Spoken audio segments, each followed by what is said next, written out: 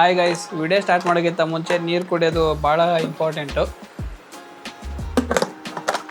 Hi ಎಲ್ಲರಿಗೂ ನಮಸ್ಕಾರ. So ನಿಮ್ಗೆಲ್ಲರಿಗೂ ಗೊತ್ತಿರ್ಬೋದು, ನಾನು ಪ್ರೀಮಿಯರ್ ಪ್ರೋ ಕೋರ್ಸ್ ಸ್ಟಾರ್ಟ್ ಮಾಡೀನಿ. ಸೊ ಈ ಕೋರ್ಸ್ ಒಳಗೆ ಇದು ಮೊದಲನೇ ವಿಡಿಯೋ, ಅಂದರೆ ಪಾರ್ಟ್ 1. ಹಿಂದೆ ನಾನು ಅನೌನ್ಸ್ ಮಾಡಿದ್ದೆ, ಅದರೊಳಗೆ ಏನು ಹೇಳಿದ್ದಿಲ್ಲ. ಸೊ ಇಲ್ಲಿಂದ ನಮ್ಮ ಕೋರ್ಸು ಸ್ಟಾರ್ಟ್ ಆಗತಿ. ಆ್ಯಂಡ್ ನಿಮ್ಗೆ ಪ್ರೀಮಿಯರ್ ಪ್ರೋದು ಪ್ರಾಪರ್ ಎಲ್ಲ ವೀಡಿಯೋಸು ಬೇಕಂದ್ರೆ ನಮ್ಮ ಚಾನಲ್ ಒಳಗೆ ಹೋಗಿ ಇಲ್ಲೇ ಪ್ಲೇಲಿಸ್ಟ್ ಅಂತ ಒಂದು ಆಪ್ಷನ್ ಐತಿ. ಇದನ್ನು ಕ್ಲಿಕ್ ಮಾಡಿದರೆ ಇಲ್ಲೇ ಪ್ರೀಮಿಯರ್ ಪ್ರೋ ಕೋರ್ಸ್ ಅಂತ ಇರ್ತೈತಿ. ಈ ಪ್ಲೇಲಿಸ್ಟ್ ಒಳಗೆ ಬಂದರೆ ನಮ್ಗೆ ಎಲ್ಲ ವೀಡಿಯೋಸು ನಿಮ್ಗೆ ಇಲ್ಲೇ ಸಿಕ್ಬಿಡ್ತಾವೆ. ಬಟ್ ಈಗ ಅಲ್ಲೇ ನಾನು ಇನ್ನೂ ವಿಡಿಯೋ ಹಾಕಿಲ್ಲ, ಇನ್ಮೇಲೆ ಹಾಕ್ಯಂತ ಹೋಗ್ತೀನಿ. ನಿಮ್ಗೆ ಗೊತ್ತಾಗಬೇಕಲ್ಲ, ನೆಕ್ಸ್ಟ್ ಟೈಮು ಈಸಿ ಆಗ್ಬಿಡ್ತೈತಿ, ಅದಕ್ಕೆ ಹೇಳಿದೆ. ಸೊ ಇದು ಪಾರ್ಟ್ 1. ಇವತ್ತಿನ ವಿಡಿಯೋ ಒಳಗೆ ವಿಡಿಯೋ ಎಡಿಟಿಂಗ್ ಸ್ಟಾರ್ಟ್ ಮಾಡೋಕ್ಕಿಂತ ಮುಂಚೆ ಫೈಲ್ ಮ್ಯಾನೇಜ್ಮೆಂಟ್ ಭಾಳ ಇಂಪಾರ್ಟೆಂಟ್ ಆಗೈತಿ.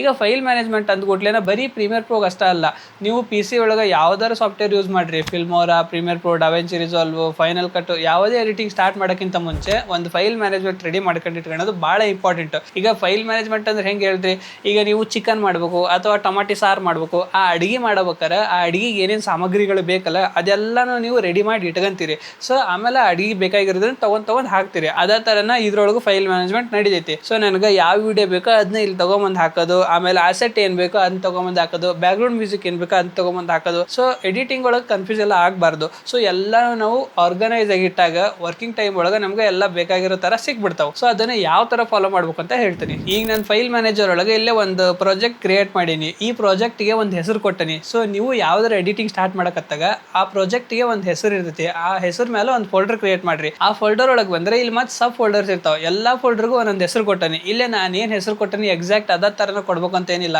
ನಿಮ್ಮ ಕಂಫರ್ಟಬಿಲಿಟಿಗೆ ನಿಮ್ಗೆ ಯಾವ ಥರ ಹೆಸರು ಬೇಕು ಅದನ್ನ ಕೊಡ್ಬೋದು. ಇಲ್ಲಿ ನಾನು ಪ್ರಾಜೆಕ್ಟ್ ಫೈಲ್ ಅಂತ ಕೊಟ್ಟನಿ. ಈ ಪ್ರಾಜೆಕ್ಟ್ ಫೈಲ್ ಒಳಗೆ ಪ್ರೀಮಿಯರ್ ಪ್ರೋದು ಮೇನ್ ಫೈಲ್ ಇರ್ತೈತಿ. ಲೈಕ್ ಈಗ ನಾನು ಎಡಿಟಿಂಗ್ ಎಲ್ಲೇ ಅರ್ಧಕ ಬಿಟ್ಟೆಪ್ಪ, ನಾನು ಎಲ್ಲೇ ಹೊರಗೆ ಹೋಗಿ ನೀರು ಕುಡ್ದೆ, ಚಾ ಕುಡ್ದೆ, ಆಮೇಲೆ ಮತ್ತೆ ಹೊಳ್ಳಿ ಬಂದೆ. ಈಗ ನಾನು ಪ್ರೀಮಿಯರ್ ಪ್ರೋ ಓಪನ್ ಮಾಡಿ ಪ್ರಾಜೆಕ್ಟ್ಸ್ ಎಲ್ಲ ಅಲ್ಲೇ ಭಾಳ ಶೋ ಆಕಾವ. ಅವಾಗ ಕನ್ಫ್ಯೂಸ್ ಆಗತ್ತೆ ಯಾವ್ದು ಅಂತ ಗೊತ್ತಾಗಂಗಿಲ್ಲ. ಅದ್ರ ಬದಲು ನಾನು ಸಿಂಪಲ್ ಈ ಫೋಲ್ಡರ್ ಒಳಗೆ ಹೋಗ್ತೀನಿ, ನಮ್ಮ ಪ್ರಾಜೆಕ್ಟ್ ಒಳಗೆ ಓಪನ್ ಮಾಡಿ ಆ ಪ್ರಾಜೆಕ್ಟ್ ಫೈಲ್ನ ಕ್ಲಿಕ್ ಮಾಡಿ ಓಪನ್ ಮಾಡ್ಕೊಂಡು ಆ ವರ್ಕ್ನ ಕಂಟಿನ್ಯೂ ಮಾಡ್ತೀನಿ. ಸೊ ಪ್ರೀಮಿಯರ್ ಪ್ರೋದು ಮೇನ್ ಪ್ರಾಜೆಕ್ಟ್ ಫೈಲು ಇಲ್ಲೇ ನಾನು ಸೇವ್ ಮಾಡಿರ್ತೀನಿ. ಆ್ಯಂಡ್ ಇದು ಡಿಲೀಟ್ ಆಗಬಾರ್ದು, ಇದು ಮೋಸ್ಟ್ ಇಂಪಾರ್ಟೆಂಟ್. ಓಕೆನಾ? ಇದು ಡಿಲೀಟ್ ಆತಂದ್ರೆ ನಿಮ್ಮ ಪ್ರಾಜೆಕ್ಟ್ ಹೋಗ್ತಾ ಅನ್ಕರಿ. ಬಿಗ್ನರ್ಸ್ ಒಳಗೆ ತುಂಬ ಜನ ಈ ಪ್ರಾಜೆಕ್ಟ್ ಫೈಲ್ ಎಲ್ಲಿ ಬೇಕಲ್ಲಿ ಸೇವ್ ಮಾಡ್ಬಿಡ್ತಾರೆ. ಬಟ್ ಹಂಗೆ ಮಾಡಕ್ಕೆ ಹೋಗ್ಬೇಡ್ರಿ, ಇದು ಭಾಳ ಇಂಪಾರ್ಟೆಂಟ್, ಅದಕ್ಕೆ ಹೇಳಿದ್ದು. ನೆಕ್ಸ್ಟ್ ಇವಾಗ ಇಲ್ಲೇ ವಿಡಿಯೋ ಅಂತ ಒಂದು ಫೋಲ್ಡರ್ ಕ್ರಿಯೇಟ್ ಮಾಡೀನಿ. ಈ ವಿಡಿಯೋ ಅನ್ನೋ ಫೋಲ್ಡರ್ ಒಳಗೆ ನಂದು ಮೇನ್ ವಿಡಿಯೋ ಐತಿ. ಇವಾಗ ನಾ ಏನು ಮಾತಾಡಕತ್ತನಲ್ಲ ಇದಕ್ಕೆ ಎ ರೋಲ್ ಅಂತಾರೆ. ಸೊ ಈ ಥರದ ವಿಡಿಯೋಸು ಅಂದ್ರೆ ಒಂಥರ ಮೇನ್ ವಿಡಿಯೋಸು, ಮೇನ್ ಸಬ್ಜೆಕ್ಟ್ ವಿಡಿಯೋಸ್ನೆಲ್ಲ ನಾನು ಈ ವಿಡಿಯೋಸ್ ಅನ್ನೋ ಫೋಲ್ಡರ್ ಒಳಗೆ ಇಟ್ಟೇನಿ. ಅಂಡ್ ನೆಕ್ಸ್ಟ್ ಇಲ್ಲಿ ಬ್ಯಾಕ್ ಬಂದ್ರೆ ಇಲ್ಲಿ ಬಿ ರೋಲ್ ಅಂತ ಐತಿ. ಈ ಬಿ ರೋಲ್ ಅನ್ನೋ ಫೋಲ್ಡರ್ ಒಳಗೆ ಪ್ರೊಡಕ್ಟ್ಸ್ ಅಥವಾ ಬಿ ರೋಲ್ ಫುಟೇಜಸ್ ಎಲ್ಲ ನಾನು ಈ ಬಿ ರೋಲ್ ಅನ್ನೋ ಫೋಲ್ಡರ್ ಒಳಗೆ ಇಟ್ಟೇನಿ. ಈಗ ಬಿ ರೋಲ್ ಅಂದ್ರೆ ಏನಪ್ಪಾ, ಸಿಂಪಲ್. ಈಗ ನಾನು ಒಂದು ಪ್ರಾಡಕ್ಟ್ ಬಗ್ಗೆ ರಿವ್ಯೂ ಮಾಡತ್ತೀನಿ ಅಥವಾ ಯಾವುದೋ ಒಂದು ಪ್ಲೇಸ್ ಬಗ್ಗೆ ಮಾತಾಡಕತ್ತೀನಿ. ಈಗ ಎಕ್ಸಾಂಪಲ್ಗೆ ತಾಜ್ ಮಹಲ್ ಬಗ್ಗೆ ಮಾತಾಡತ್ತೀನಿ. ಸೊ ನಾನು ತಾಜ್ ಮಹಲ್ ಬಗ್ಗೆ ಮಾತಾಡಬೇಕಾರೆ ನಾನು ತಾಜ್ ಮಹಲಿನ ಫುಟೇಜಸ್ ಹಾಕ್ತೀನಿ. ಆ ಫುಟೇಜಸ್ಗೆ ಬಿ ರೋಲ್ ಅಂತಾರ. ಈಗ ಈ ಮೇನ್ ಸಬ್ಜೆಕ್ಟ್ಗೆ ಎ ರೋಲ್ ಅಂತಾರ, ಮೇನ್ ಸಬ್ಜೆಕ್ಟ್ಗೆ ಸಪೋರ್ಟಿವ್ ಫುಟೇಜಸ್ಗೆ ಬಿ ರೋಲ್ ಅಂತಾರ. ಈಗ ಇನ್ನೊಂದು ಎಕ್ಸಾಂಪಲ್ ಹೇಳ್ಬೇಕಂದ್ರೆ ಇಲ್ಲೇ ನಾನು ಒಂದು ಪ್ರಾಜೆಕ್ಟ್ ಓಪನ್ ಮಾಡೀನಿ. ಇದು ಪ್ರಾಡಕ್ಟ್ ರಿವ್ಯೂ ಬಗ್ಗೆ ನಾನು ಮಾಡಿರೋ ವಿಡಿಯೋ. ಇಲ್ಲೇ ನಾನು ಮಾತಾಡಕತ್ತನಲ್ಲ ಇದು ಮೇನ್ ಸಬ್ಜೆಕ್ಟ್. ಇದ್ರ ಮ್ಯಾಲ್ ಪ್ರಾಡಕ್ಟ್ಸ್ ಇನ್ವು ಬಿ ರೋಲ್ಸ್ ಹಾಕೀನಿ. ಸೊ ಇವಕ್ಕೆಲ್ಲ ಬಿ ರೋಲ್ಸ್ ಅಂತಾರ. So A roll B roll ಅಂದ್ರೆ ಏನಂತ ಗೊತ್ತಾಯ್ತು. ಇವಾಗ ನೆಕ್ಸ್ಟ್ ಬ್ಯಾಕ್ ಬಂದು ಇಲ್ಲಿ ಅಸೆಟ್ ಅಂತ ಒಂದು ಫೋಲ್ಡರ್ ಐತಿ.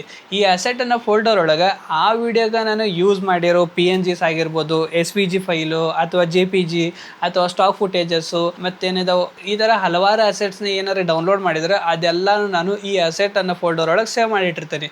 ಇದು ಕೂಡ ಭಾಳ ಇಂಪಾರ್ಟೆಂಟು. ಈಗ ಇದು ಯಾಕೆ ಇಂಪಾರ್ಟೆಂಟ್ ಅಂದ್ರೆ ಒಂದಿಷ್ಟು ಜನ ಏನು ಮಾಡ್ತೀರಿ ಅಂದ್ರೆ ಈ PNGs ಇವೆಲ್ಲ ಎಲ್ಲಿ ಬೇಕಲ್ಲೇ ಡೌನ್ಲೋಡ್ ಮಾಡಿ ಅಲ್ಲಿಂದ ತೊಗೊಂಬಂದು ಎಡಿಟಿಂಗ್ ಒಳಗೆ ಯೂಸ್ ಮಾಡ್ತೀರಿ. ನಾಳೆ ಯಾವಾಗಾರ ಮಿಸ್ ಆಗಿ ಆ ವಿಡಿಯೋಗೆ ಯೂಸ್ ಮಾಡಿರೋ ಫೋಟೋ ಅಥವಾ ವಿಡಿಯೋ ಮಿಸ್ ಆಗಿ ಡಿಲೀಟ್ ಆಗ್ಬಿಡ್ತಪ್ಪ. ಅದು ಡಿಲೀಟ್ ಆದಾಗ ನಿಮ್ಗೆ ಪ್ರೀಮಿಯರ್ ಪ್ರೋ ಒಳಗೆ ಈ ಥರ ನೋಡಕ್ಕೆ ಸಿಗ್ತೈತಿ. ಎಡಿಟಿಂಗ್ ಒಳಗೆ ಯೂಸ್ ಮಾಡಿರೋ ಯಾವ್ದಾದ್ರು ಫುಟೇಜ್ ಅಥವಾ ವಿಡಿಯೋ ಏನಾರು ಡಿಲೀಟ್ ಆತಂದ್ರೆ ನಿಮ್ಗೆ ಈ ಥರ ಸ್ಕ್ರೀನ್ ನೋಡಕ್ಕೆ ಸಿಗ್ತೈತಿ.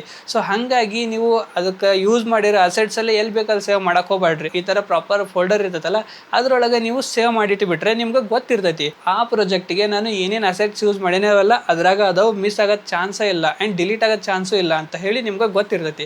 ಸೊ ಹಾಗಾಗಿ ಈ ಅಸೆಟ್ ಅನ್ನೋ ಫೋಲ್ಡರ್ ಒಳಗೆ ನಾನು ಎಲ್ಲಾನು ಇಲ್ಲೇ ಸ್ಟೋರ್ ಮಾಡಿರ್ತೀನಿ. ಈಗ ನೆಕ್ಸ್ಟ್ ಬ್ಯಾಕ್ ಬಂದ್ರೆ ಇಲ್ಲೇ ಬ್ಯಾಕ್ಗ್ರೌಂಡ್ ಮ್ಯೂಸಿಕ್ ಐತಿ. ಇದ್ರೊಳಗೆ ಆ ವಿಡಿಯೋಗೆ ಯೂಸ್ ಮಾಡಿರೋ ಎಲ್ಲ ಬ್ಯಾಕ್ಗ್ರೌಂಡ್ ಮ್ಯೂಸಿಕ್ಸ್ ಅದಾವು. ಆ್ಯಂಡ್ ಇಲ್ಲಿ SFX ಅಂತ ಒಂದು ಫೋಲ್ಡರ್ ಐತಿ. ಇದ್ರೊಳಗೆ ಯೂಸ್ ಮಾಡಿರೋ ಎಲ್ಲ ಸೌಂಡ್ ಇಫೆಕ್ಟ್ಸ್ ಅದಾವು. ಸೊ ಇದೇ ಥರ ನೀವು ನನ್ನಂಗೆ ಎಲ್ಲದಕ್ಕೂ ಒಂದು ಫೋಲ್ಡರ್ ಕ್ರಿಯೇಟ್ ಮಾಡಿ ಇಡ್ಬೋದು. ನೀವು ಎಕ್ಸಾಕ್ಟ್ ಇದೇ ನೇಮ್ ಕೊಡ್ಬೇಕು ಅಂತ ಏನಿಲ್ಲ, ನಿಮಗೆ ಬೇಕಾಗಿರೋ ಥರ ಅಡ್ಜಸ್ಟ್ ಆಗೋ ಥರ ನೀವು ನೇಮ್ ಕೊಡ್ಬೋದು. ಸೊ ನಿಮ್ಗೆ ಈಸಿ ಅನ್ನಿಸ್ತಾ ಇಲ್ಲಪ್ಪ ನಾ ಹೇಳಿದ್ದು, ಸ್ವಲ್ಪ ಹೇಳ್ರಿ. ಯಾಕಂದ್ರೆ ಸ್ವಲ್ಪ ಖುಷಿ ಆಗತ್ತೆ. ಆ್ಯಂಡ್ ನಾವು ಯಾವ್ದಾರ ವಿಡಿಯೋ ಎಡಿಟಿಂಗ್ ಮಾಡ್ಬೇಕಾರೆ ನಮ್ಗೆ ಕೆಲವೊಂದ್ಸತಿ ಸ್ಟಾಕ್ ಫುಟೇಜಸ್ ಬೇಕಾಗಿರುತ್ತೆ. ಆ ಫುಟೇಜಸ್ ನಾವು ಎಲ್ಲೆಲ್ಲರೂ ಡೌನ್ಲೋಡ್ ಮಾಡ್ಕೊಂಡು ಹಾಕ್ಬಿಡ್ತೀವಿ, ನಾಳೆ ಯೂಟ್ಯೂಬ್ ಒಳಗೆ ಕಾಪಿರೈಟ್ ಬಂದ್ಬಿಡ್ತೈತಿ. ಈ ಥರ ಎಲ್ಲ ಪ್ರಾಬ್ಲಮ್ಸ್ ನೀವು ಫೇಸ್ ಮಾಡಿರ್ತೀರಿ. ಈ ಥರ ಸ್ಟಾಕ್ ಫುಟೇಜಸ್ ಎಲ್ಲ ಡೌನ್ಲೋಡ್ ಮಾಡಕ್ಕೆ ಪ್ರಾಪರ್ ಆಗಿ ಒಂದಿಷ್ಟು ಪ್ಲಾಟ್ಫಾರ್ಮ್ ಅದಾವೆ. ಅದ್ರೊಳಗೆ ನನಗೆ 3 ಪ್ಲಾಟ್ಫಾರ್ಮ್ ಬೆಸ್ಟ್ ಅನಿಸ್ತು. ಮೊದಲನೇದು ವೆಕ್ಟೀಸಿ. ಇದ್ರೊಳಗೆ ನಿಮ್ಗೆ green screen footages, graphics, photos, stock videos ಇದೆಲ್ಲ ನಿಮ್ಗೆ ಸಿಗ್ತೈತಿ. ಸೊ ಇದು ಕಂಪ್ಲೀಟ್ಲಿ ಫ್ರೀನೂ ಐತಿ ಆ್ಯಂಡ್ ಇದ್ರೊಳಗೆ ಪೇಡ್ ಕೂಡ ಐತಿ. ಫ್ರೀ ಆಗಿರೋದು ಯೂಸ್ ಮಾಡ್ಬೇಕಂದ್ರೆ ನಿಮ್ಗೆ ಯಾವ ಫುಟೇಜ್ ಬೇಕೋ ಅದನ್ನ ಸರ್ಚ್ ಮಾಡ್ಬೇಕು. ಇಲ್ಲಿ ನಾನು ತಾಜ್ ಮಹಲ್ ಅಂತ ಸರ್ಚ್ ಮಾಡಿದೆ ಆ್ಯಂಡ್ ಇಲ್ಲಿ ಕೆಳಗೆ ಬಂದರೆ ಇಲ್ಲೇ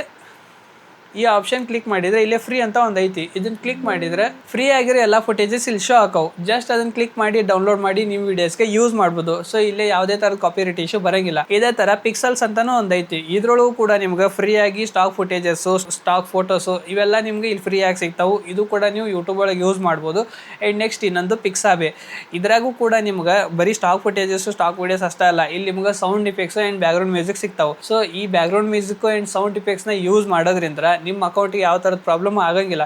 ಇದೇ ಥರ ಸುಮಾರು ಎಡಿಟಿಂಗ್ ರಿಲೇಟೆಡ್ ವೆಬ್ಸೈಟ್ಸ್ ಅವೆಲ್ಲ ನಾನು ಸಜೆಸ್ಟ್ ಮಾಡ್ತೀನಿ ಹೋಗ್ತಾ ಹೊಸ ವಿಡಿಯೋಸ್ ಒಳಗೆ. ಸೊ ಹಾಗಾಗಿ ನೀವು ನಮ್ಮ ವಿಡಿಯೋಸ್ನ ಲೈಕ್ ಮಾಡಿರಿ, ತುಂಬ ಜನಕ್ಕೆ ಶೇರ್ ಮಾಡಿರಿ. ಆ್ಯಂಡ್ ನಿಮ್ಗೆ ಈ ವಿಡಿಯೋ ಒಳಗೆ ಏನಾದ್ರು ಕನ್ಫ್ಯೂಷನ್ ಐತಿ ಅಥವಾ ಕರೆಕ್ಟಾಗಿ ಅರ್ಥ ಆಗಿಲ್ಲ ಅಂದರೆ ಪ್ಲೀಸ್ ಒಂದ್ಸತಿ ಕಾಮೆಂಟ್ ಸೆಕ್ಷನ್ ಒಳಗೆ ತಿಳಿಸ್ರಿ, ಓಕೆನಾ? ಮತ್ತು ಹೊಸ ವಿಡಿಯೋ ಸಿಗಂದ್ರೆ ಅಲ್ಲೇ ಬಿಟ್ಟು ಎಲ್ಲರೂ ನಾನು ಮಿಸ್ ಮಾಡ್ಕರಿ.